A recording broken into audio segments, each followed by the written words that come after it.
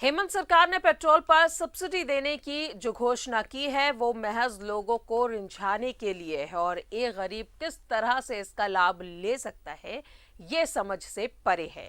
BJP ने कहा है कि इसके लिए सरकार निर्धारित मापदंड के हिसाब से लागू ही नहीं कर सकती। बीजेपी के प्रदेश अध्यक्ष और सांसद दीपक प्रकाश से बातचीत की हमारे सहयोगी राजेश कुमार ने।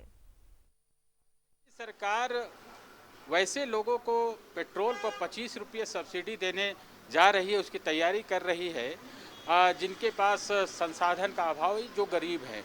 लेकिन उसमें जो आरंभ में जो बातें आई थी कि बीपीएल के लोगों को इसका लाभ मिलेगा, लेकिन अभी कुछ इसमें संशोधन किया गया है।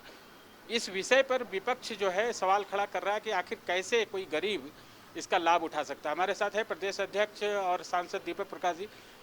आपका जो बयान है मैंने वो बता रहा है कि कॉम्प्लिकेटेड प्रोसेस है। देखिए, ये लोक लुभावना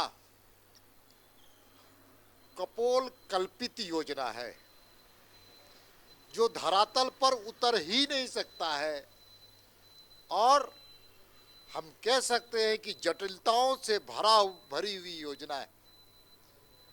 और मैं तो ये कहता हूं कि सरकार 26 जनवरी को अप्रैल फूल मनाने जा रही है जनता को, और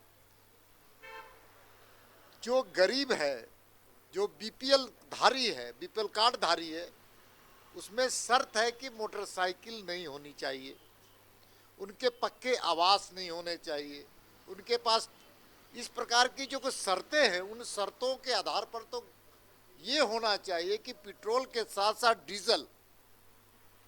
डीजल भी की कीमत कम होनी चाहिए। कि आप जानते हैं कि गांव गरीब में किसानों को डीजल की जरूरत होती है, लेकिन गांव गरीब किसानों के बारे में सरकार विचार नहीं करती है, इसलिए डीजल में किसी प्रकार का रिलीफ नहीं दिया गया। इसलिए केंद्र की सरकार ने जो शेष घटा करके कीमतें कम की है, राज्य की सरकार को वैट कम करते हुए डीजल और पेट्रोल दोनों में कीमतें कम करनी चाहिए। यह सरकार है कि अपने मन के मुताबिक चलने वाली सरकार है, लेकिन झारखंड की जनता जानती है कि समय आने दीजिए इन सारे नारों का, झूठे वादों का, झूठे कस्मों का और ये कपोल कल्पित योजनाओं का जवाब झारखंड की जनता बहुत अच्छे ढंग से देगी, लागू करती है। कैमरामैन दीपक के साथ राजेश कुमार, न्यूज़ 11 भारत, रांची।